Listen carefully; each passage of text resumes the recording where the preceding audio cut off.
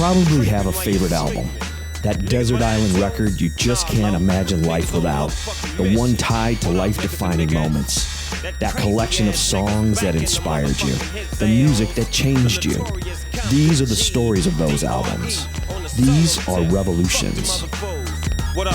Rapper Kanye West once described Dr. Dre's The Chronic as the hip-hop equivalent to Stevie Wonder's Songs in the Key of Life.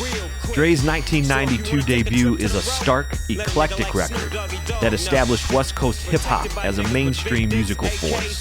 The album's influence of 70s funk and soul, synth-heavy early hip-hop, and gritty rap popularized by Dr. Dre's former group, NWA. The Chronic combined these influences under the aegis of G-Funk, a strain of gangsta rap marked by gouging bass lines, slinky grooves, and piercing synths. Dr. Dre recorded The Chronic both at his house in Calabasas, California, and then at Solar Studios in Los Angeles, which was owned by record producer Dick Griffey. The track's high-powered and the laid-back nothing but a G thing both exemplified the genre's chilled-out sonics. Like many hip-hop albums, The Chronic's foundation was built on prominent samples. The titular hook of Let Me Ride comes from funk legends Parliament. Hell yeah.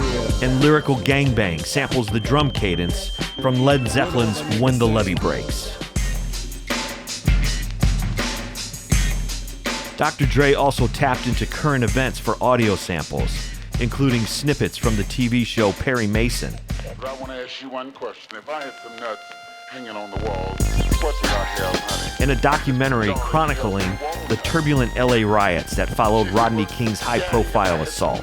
To construct his desired throwback vibe, Dre used talented studio musicians to add instrumental complexity to tracks. Lil Ghetto Boy ends in a flurry of jazzy flute trills courtesy of Catisse Buckingham, who would go on to work with artists Prince and Herbie Hancock. In addition to establishing Dre as a solo act, the record introduced several future hip-hop stars, most notably Warren G, Snoop Dogg, and the Lady of Rage. Snoop Dogg's easygoing, fast-talking delivery and the Lady of Rage's hard-edged rhymes were especially effective on the Isaac Hayes sampling Stranded on Death Row. Dre's debut album was his own work of art.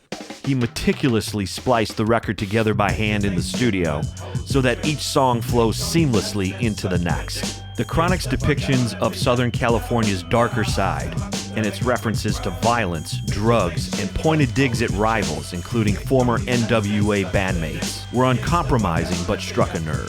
The album sold 3 million copies and made the newly formed Death Row Records a cultural force for much of the 90s. The Chronic is a watershed moment in hip-hop, a record whose impact continues to reverberate and inspire modern artists to be both audacious and ambitious.